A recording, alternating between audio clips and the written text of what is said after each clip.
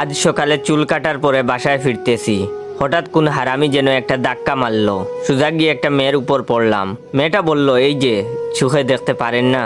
আমি বললাম, আপাতত আপনাকে ছাড়া কিছুই দেখতে পাচ্ছি না। মেয়েটা বলল, ফাজলামি করেন? আমি বললাম, আপনি আমার বউ না বেআইন লাগেন যে আপনার সাথে ফাজলামি করব? মেয়েটা বলল, স্টুপিড একটা।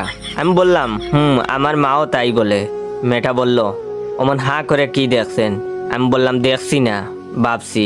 মেয়েটা বলল, মানে? আমি বললাম, ভাবছি যে আপনি যখন ছোট ছিলেন নিশ্চয়ই হাফ প্যান্ট পরতেন, তখন দেখতে অনেক সুন্দর লাগতো মনে হয়। মেয়েটা বলল, সি, অসভ্য কোথাকার। আমি বললাম, আমার বান্ধবীরাও তাই বলে। মেয়েটা বলল, উফ, বিরক্তিকর। আমি বললাম, আমার ছোট ভাইও তাই বলে। এবার মেয়েটা বলল, ইস, আপনি যে কি না। আমি বললাম, কি?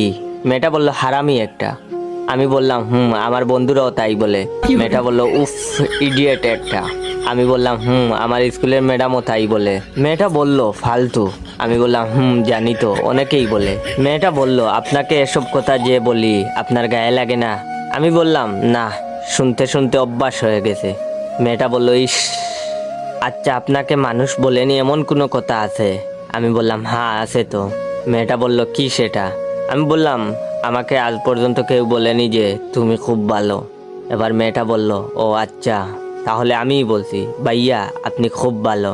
কথাটা বলার সাথে সাথে মেয়েটার গালে তাস কইরা একটা থাপ্পড় মারলাম আর বললাম, হারামজাদি, আমি যদি ভালো ছেলেই হয়ে থাকি তাহলে হুদাই এতক্ষণ বকা দিলি কেন?